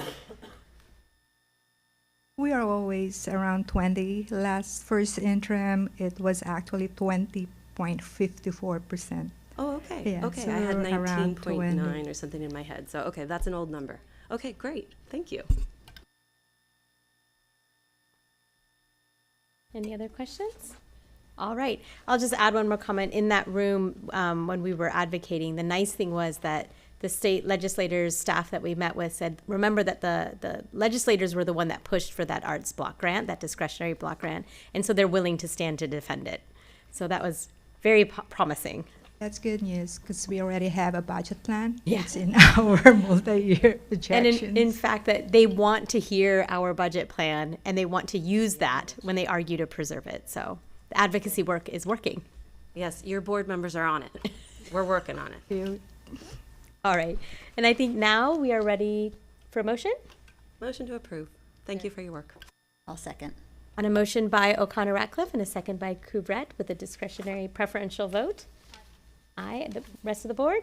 Aye. Motion carries 5-0. That brings us to 11.1. We are on superintendent. Dr. Kim Phelps. Thank you, President Patel. Every year we ask the Board of Education to select 2 board members to serve on the Student Board Member Selection Subcommittee. The application period for the 2023-24 Student Board Member closes on Friday, March 31st. Tonight we ask that the trustees select 2 board member representatives to serve on the interview subcommittee, along with myself, our chief communications officer, and our student board member Prisha, as well as myself. The subcommittee will then report out our selection of a final candidate to recommend it for board approval at the April 6th board meeting. Thank you very much. So, do we have any volunteers? I didn't do it this year. I would love to do it. Or I didn't do it last year. I would love an opportunity to do it again this year. That is a wonderful opportunity to meet with students who are really impressive. And it's always a hard choice. And I saw a second hand go up. I did it last year. I enjoyed it. It was impressive. I remember doing it for a couple years. It's very fulfilling. And you hit a home run, so, you know. So it looks like we have our 2 volunteers for the committee. We have Ms. O'Connor Ratcliffe and Dr. Seitzman. Is that good? Yeah. All right. Yes. We have to approve it. So do we need board approval for that? Okay. Is there a motion? Motion to approve myself. Second. So can motion to approve just yourself? And Dr. Seitzman. Can we have that second again on the new motion? I'll second her. On a motion by Ms. O'Connor-Ratcliffe and a second by Dr. Seitzma, with a preferential vote. The rest of the board?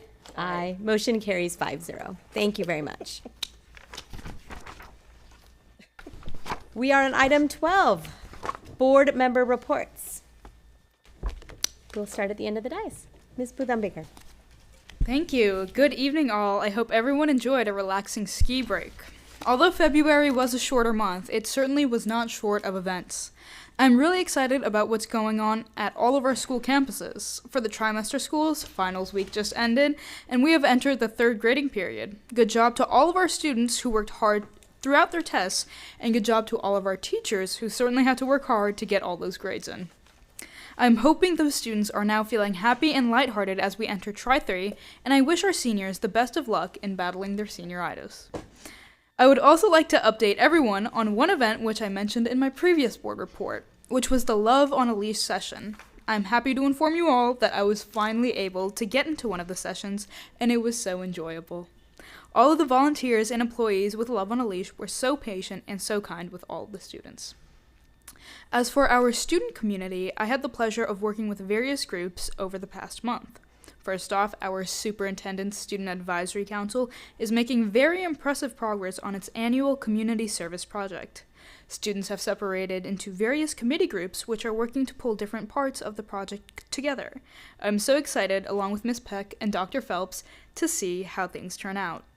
In addition, relating to the voter registration project I mentioned at previous board meetings, I was able to meet with the advisors of the ambassador groups at our high schools.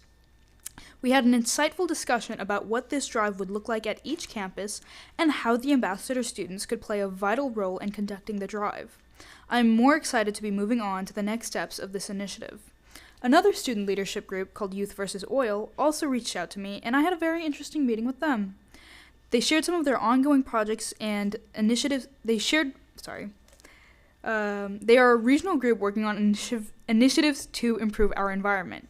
They shared some of their ongoing projects and accomplishments with me, and they also expressed great enthusiasm about the solar panels which have recently been installed on Westview's campus. Regarding our broader San Diego community, I was able to attend an Eagle Scout ceremony for Boy Scouts Troop 62 and 66. The troop leaders and parents did a wonderful job with the event, and it included many inspiring speeches, some from the boys themselves. In fact, a few of the newly inaugurated Eagle Scouts are students of the PUSD community. I send my congratulations to all those scouts and their families because these scouting programs are so important for leadership development and training young people to be better servants of our society. Additionally, as some of you may know, many Hindus in our community celebrated Holi this past week, myself included. Holi is a fun and festive occasion in which we spread colored powders over our friends and family as a celebration of love as well as the welcoming of spring. On that note, I hope we all enter our spring season with the same sense of bright positivity. With that, I conclude my board report. Thank you very much. On behalf of Heather Plotsky, who is absent for personal illness, I am going to read her submitted board report that she provided to me. Hello to everyone. I know I haven't been physically present at the monthly meetings, but you can be sure that I've been watching on my laptop or phone when that was my only option in any and all meetings that were happening around the district, either streamed or recorded. I've tried to keep up with answering all of your emails, even if not as quickly as I normally would, so I appreciate everyone's patience. A few events I got to attend were the Feb 7th Community College Night held in Rancho Bernardo High School's Performing Arts Center. I was pleasantly surprised by the number of schools that had booths, and then there was a presentation which allowed for audience Q&A as well as the amount of families in attendance. We will be going to the big event, or at least my teens and husband will be there next week at Del Norte High School. But I'm really glad that we went to the community college event. There's a lot more to offer than people think, and a lot have partnerships with four-year colleges, so you never have to leave the small campus atmosphere. I watched the recording of the third in the series of safety summits from Greg Mizell and his team in March. Addiction and substance abuse is so often brushed off as not my child. This panel really drove this topic home, that the new cut of drugs on the streets really only can take once. That the new cut of drugs on the streets really only can take once to hook someone, or worse, once to kill, because they are so heavily mixed with harder drugs. If you go to the district website, you can view all of the slide decks as well as the videos for the safety presentations by typing PUSD Safety Summit Resources in the search bar. Last, I have watched the replays of the CAC meetings for our special education community for the last 2 months. I've talked to a lot of you via email and phone, and though I'm still stuck here for a few more weeks, I will answer you as soon as I can. I am here to help. Thank you for your understanding and patience. Heather Plotsky. Ms. Cabret. I'd love you to read mine as well, but so I hope everyone had a great ski week, and it looks like we'll be skiing at spring break and maybe the summer. Thank you. I want to thank you to the county and CSBA for the board leadership training. Having a functional board is imperative to good governance, and I always pick up a few nuggets. Congratulations to Abraxas Esports. I attended their ribbon cutting event at their new gaming room. We had almost the whole city, Poway City Council was there, a bunch of other folks from the community. And what's really great is he's using, actually, the gal who came in second place, her and her twin sister are coaches for these kids after school. So they're learning leadership, they're learning how to talk with adults. So it's really great that he's not only growing for our students, but also our recent graduates. PUSD Safety Night was tremendous. For PUSD to host a panel with San Diego District Attorney Summer Steffen and her people was powerful.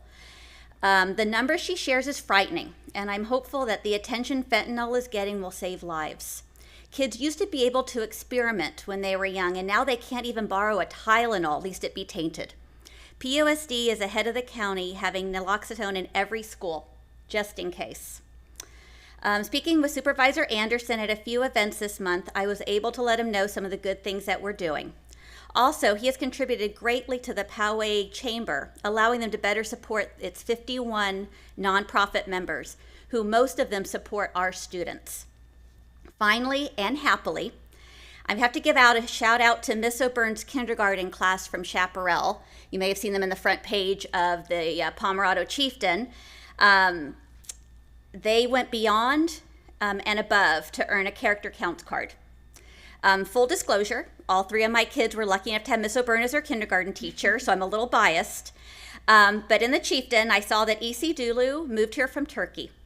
She and room mom Claire Atkin thoughtfully and intentionally helped the children understand the importance of citizenship and global engagement by raising money and supplies to those impacted by the horrible earthquake. They also wrote them cute love letters of support. PUSD started character counts in 2003, and I believe most of us in this room can cite the 6 pillars. As Atkins stated, these values, which transcend the divisions of race, creed, politics, gender, and wealth, are trustworthiness, respect, responsibility, fairness, caring, and citizenship. Values which everyone should embrace. And on that, I stop my print. Thank you very much, Ms. Cabret. Dr. Seitzma. Thank you. I'm actually enjoying all the rain, and the white-capped mountains are beautiful. I hope there will still be snow next weekend when I have to take my troop up to the mountains for camping. We aren't a snow family. I am not a snow person, so we don't go. So it would be fun if it's still there. Like Ms. Crevette said, the majority of us attended the governance workshop at the San Diego County Office of Ed. The presentations, conversations, and materials shared were meaningful and relevant to issues that governance teams are facing. It definitely shed some light on things that I needed to look at from a different perspective. Dr. Patel, myself, and a couple of other district reps attended a lovely breakfast presentation by the 9th District PTA at the Scottish Rite Center last month. As a native San Diegan, going there really took me back to my childhood. There was much to celebrate at this event. For me, the highlights were definitely all the categories of art by students from the Reflection program. Poway Unified was well represented. For the past 3 years, I have spoken to a local group of 5th grade Cub Scouts on what it is like to be an elected official, how I got here, what I do, etc. While the group of boys this year were few in number and fairly quiet, I was very impressed by the questions they asked and their general curiosity about the path to become an elected official and the role we fill in the community. One of their final questions was, what is an issue the district is working on and how can they help in our role as board members? I wanted to keep the conversation at their level, so I brought up recycling around the district and food waste. This piqued their attention and got them talking about what their school does and how they felt about it. It was a good conversation. A lot of good can be done if there are small conversations in groups like these. Our students really want to contribute and have a lot of really great ideas and often don't know who to talk to. Like Ms. Crevette, I was also present at the Safety Summit last month. Month? Yeah, I don't know. I'm losing track of time.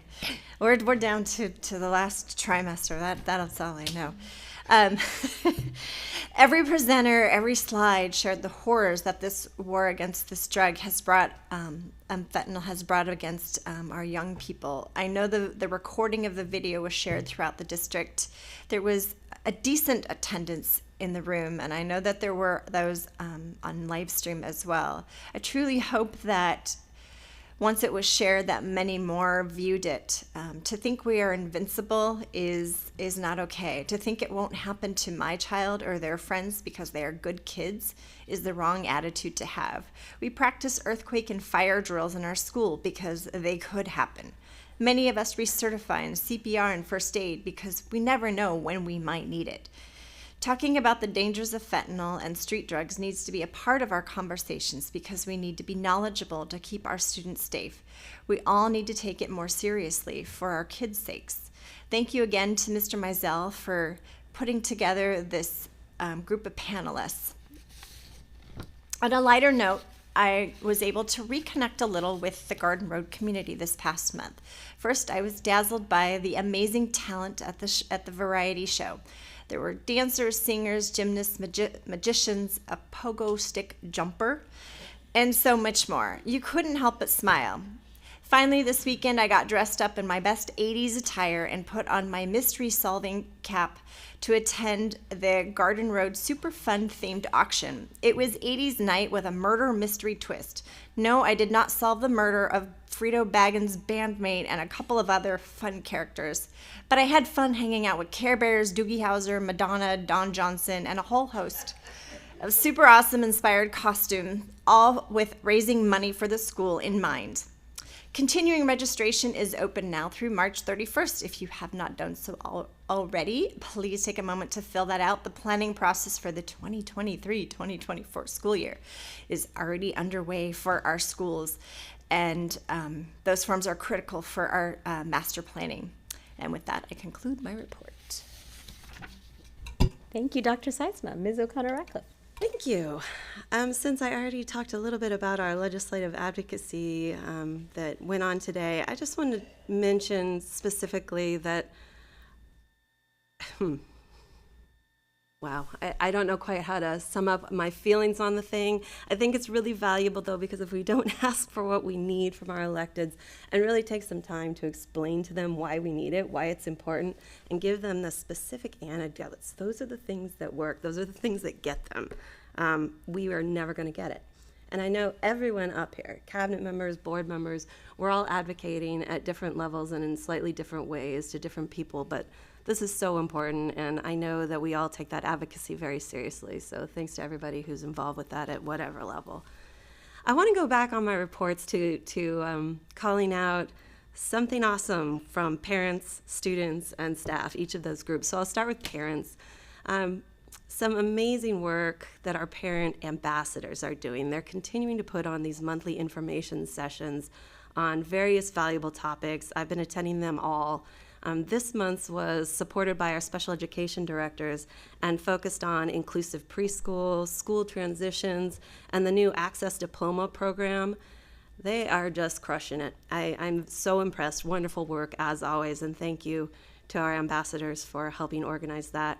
Our Palomar Council PTA parents also are doing some great work, particularly with their Jedi committee. They're putting on a lot of events, great panels on an array of important topics, and I'm very excited to participate as a panel moderator in an upcoming disability inclusion presentation. I think it's going to be very important. I hope everyone will take a look at their webpage and consider putting in to attend some of these. They're just on every topic you can think of and very important for huge swaths of our student population. Westview's PTSA parents, they are working very, very hard to keep student wellness in mind. I helped this past week with their lunch games. Oh no, that was last week, I guess, yeah. They've got several sets of giant Jengas and giant Connect Fours and giant bubbles, and there's a theme here. Cornhole was normal sized, and Smash Ball, but play is a great stress reliever. They have finals coming up next week. Quarter system, so I'm still fresh, you guys. Yesterday they had the therapy dogs from Love on a Leash. I was there for that too. There is nothing like petting or hugging a pup to calm some anxious thoughts. So thank you for those PTA parents for prioritizing our students' mental health. Very important. And lastly, for parents, the members of the CAC, our Special Education Community Advisory Committee is doing impressive work. They have a wonderful event coming up at the end of this month, and their meetings are informative. They're pretty well attended actually right now since they're holding them via Zoom. These parents are working very hard for our kids. I was super excited to report on a few things happening in our district, a few things I'll be working on for the foreseeable future. I already mentioned some last month, and I'll mention more in a minute. Moving on to our students, I want to echo what Ms. Latang was saying. I want to alert everybody to those musicals starting next week and the week after that. And again, show dates overlap, so plan accordingly. I will be seeing them all. Little Women, Beauty and the Beast, and High School Musical. The performing arts here in our district are absolutely a strength. Our students really, really know how to put on a show. And just to follow up a little bit on what I was talking about at last month's board meeting, and Ms. Latang already mentioned this too, I called on our performing arts groups to consider making performances accessible to a more inclusive audience. And I'm so pleased that Westview Theater Company heard the call, and they added a sensory-friendly performance of Beauty and the Beast. Again, Tuesday, April 4th, 6 p.m. I'm so proud of these students and the adults who support them. The students embraced the idea. They're in the process of creating a social story, a scene, character, and song guide, a video tour of their facility, and a sensory map for our community members who may want to attend that show, to really help them prepare to enjoy that, to the extent that they feel ready, and any sensory sensitivities they have, they can work with those, and we're ready to support them. So please spread the word. Gosh, I hope it sells out. That would be amazing. And I urge any other performing arts group interested in doing the same to contact Westview Theater. Learn how they're doing it. Those students really are leading the way. They wanted to do it. They'll help other students do it too. Moving to our staff, congratulations to Sundance Elementary School on becoming our first common sense education school. It's not exactly what you think that means. We have a lot of common sense here, but this recognition reflects the school staff's dedication to teaching digital citizenship and helping our students think critically and use technology responsible. So I loved celebrating that at Friday Flag. I am aware that my post on Facebook may have elicited a few chuckles from people who thought that Sundance is our only school with any common sense. But okay, so I should have given more information. Sorry.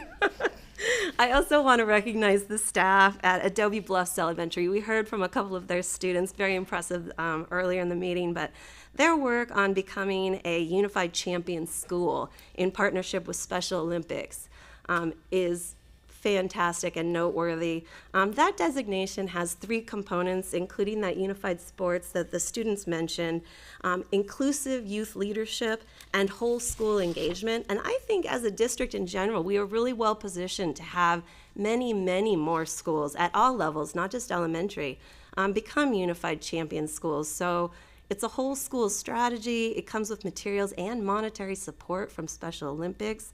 please take a look at the work Adobe Bluffs has already done. I'm betting your school is ready, more ready than you think. Trust our students, they're ready to go. Again, ask the staff at Adobe.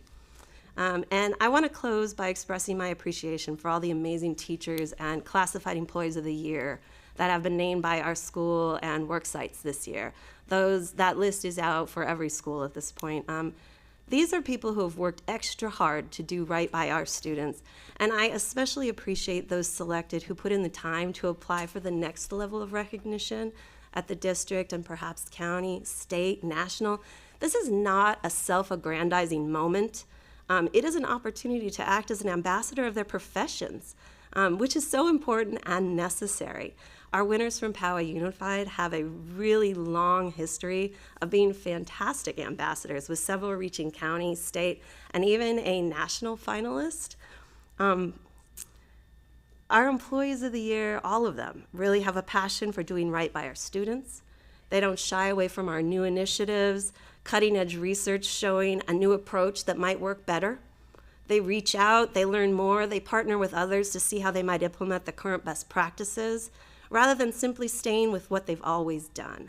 And this takes hard work.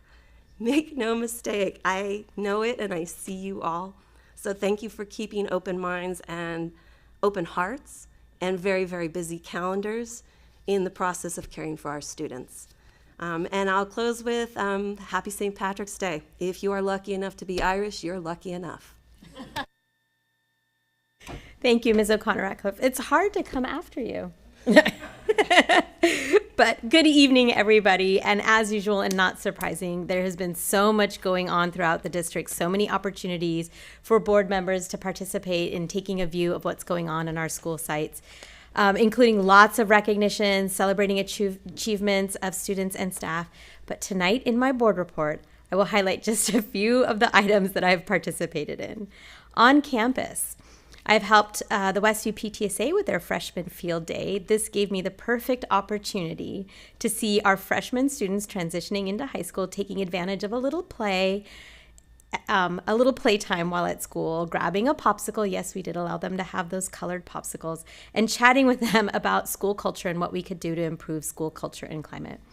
I was thrilled to attend the Mesa Verde Middle School's first career fair. It was very exciting to see these kids run down into the MP room and see some parents that they might have recognized or careers that looked very exciting to them. There was a whole range, including a representative from the Mingay Museum, a couple of scientists, a representative from an elected officials staff. It was a very good opportunity for our students, 6th grade through 8th, to start thinking about what a career might look like. Awesome.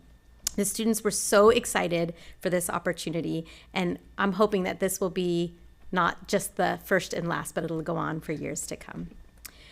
I also attended a visit from Carpenters Union local Mike LeBruno at Poway High School to see what the construction technology class is like. I'm a huge fan of CTE programs. I can't tell you how wonderful they are for making sure our students are finding ways to engage with our schools and in their communities, and being part of contests and competitions and getting leadership opportunities in a way they may not have ever envisioned themselves.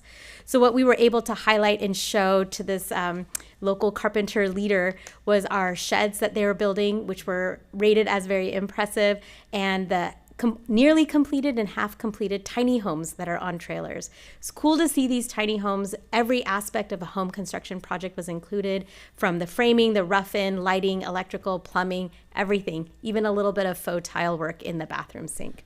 It's really neat.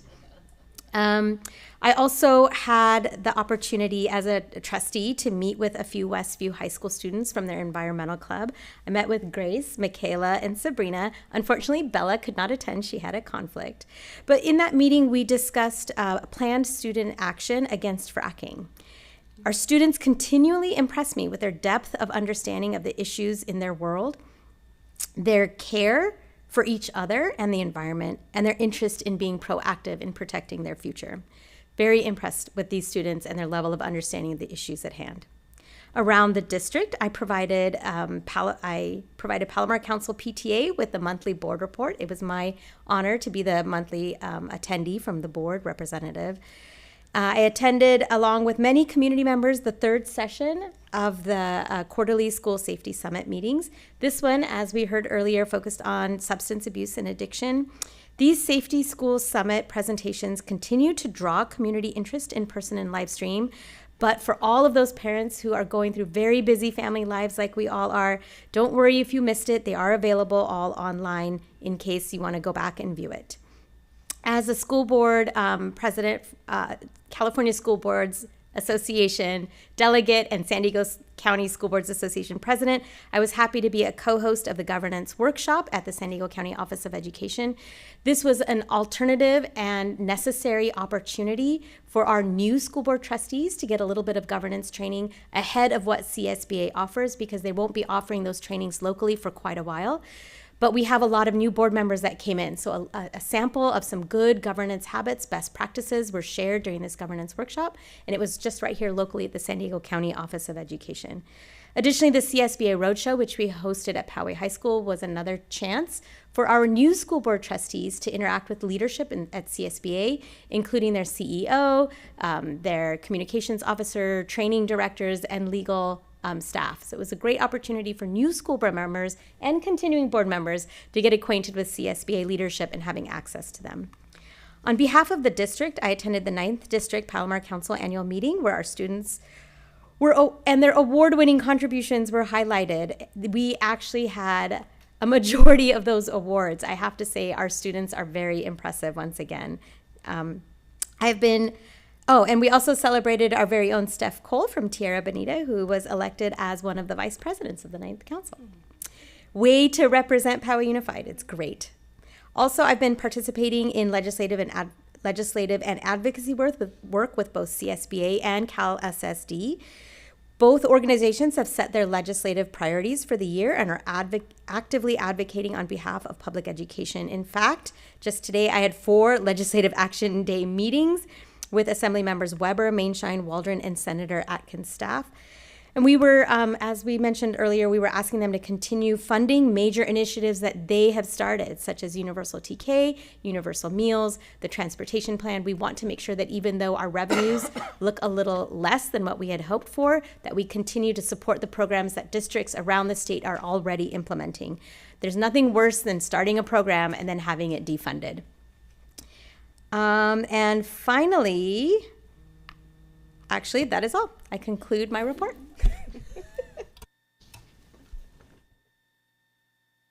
Dr. Phelps. Thank you. Thank you, President Patel. We have some recognitions of note to present to the board this evening. Please look at the board packet for the full description in 12.2. I encourage you to read them, and I'd like to highlight just a couple. 39 PUSD students won Awards of Excellence in the Palomar PTA Reflections Art Contest. These students have advanced to the regional level for judging by the 9th District PTA, and the winners from there go on to the state and then the national levels. The categories range from dance and film to visual arts and music composition. Congratulations to our amazing artists. Abraxas High School has once again been named a model continuation school by the state of California. Congratulations to the Abraxas team for being recognized as a student-centered, student-first learning community with strong counseling and one-on-one attention for students and creative elective opportunities. For tonight's Excellence in Education series by Studio 71 interns, visited Poway High School's automotive technology class to show how this popular CTE program is preparing our students for the future, including being the site of PUSD's first ever electric vehicle curriculum.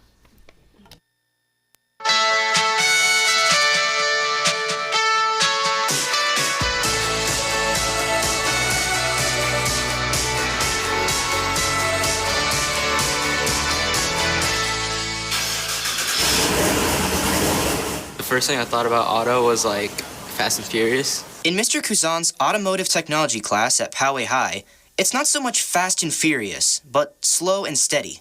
We do bumper to bumper, so they'll do suspension, they'll do brakes, they'll do engine, basic engine performance. They'll do electrical, HVAC, manual transmissions and automatic transmissions. His students are getting hands-on experience, working on every aspect of a motor vehicle, inside out, top to bottom. Students say it's also bringing to life what they're learning in other classes. I think recently in chemistry, I was learning about how exo and endothermic reactions work, and then I saw that how that works in a radiator. And then other times it was about how a compression ratio affects like the combustion, creating of new ion and bonds in molecules. So when I saw that, I was like, oh, this makes sense. Now I understand why there's a spark. That spark is taken a step further with advanced students learning electric vehicles. The first class in Poway Unified to teach EV technology. It's not something I would ever see myself learning, but now that I can, and now that I have this opportunity too, it's definitely gonna help me in the future. We for sure have a way bigger advantage than a lot of other people do. Lately, EVs can be found everywhere on the road, and they're complex machines with high voltage, wiring, and circuits. Industry experts are urging schools to teach EV technology so that students get the necessary knowledge and training. The purpose of education is to move us forward in our life, right? And so we can't prepare students for what's happening today. We have to be preparing them for what's coming next. And that means looking on the edge of industry and figuring out where they're going and making sure our students are alongside them in that journey. These skills are taking students far beyond the classroom into high-demand industries. I have a student right now who's in the Air Force, and he's becoming a pilot. And he said without the discipline of the shop, he wouldn't be able to do that. I also have a student who's working with Lockheed Martin right now, and he came from this auto shop too, and he visits me all the time. He tells me the same thing. The stuff that he learned here, he's able to use out there. And especially in California, where the goal is to make all new vehicles zero emissions by 2035. This class is setting up students for the future. The reality is you can't make that move overnight, and we need to start developing a workforce of students that know about these vehicles, how they're powered, about the technology that drives them, because they're going to be the next round of people that are building, designing, selling, repairing these vehicles when they get out on the road statewide. So we know what industries have need and where they exist so that we can match passion with profession. And when those two meet, that's where we find the greatest success for our students. For the Excellence in Education series, I'm Jeremy Shanks, Studio 701.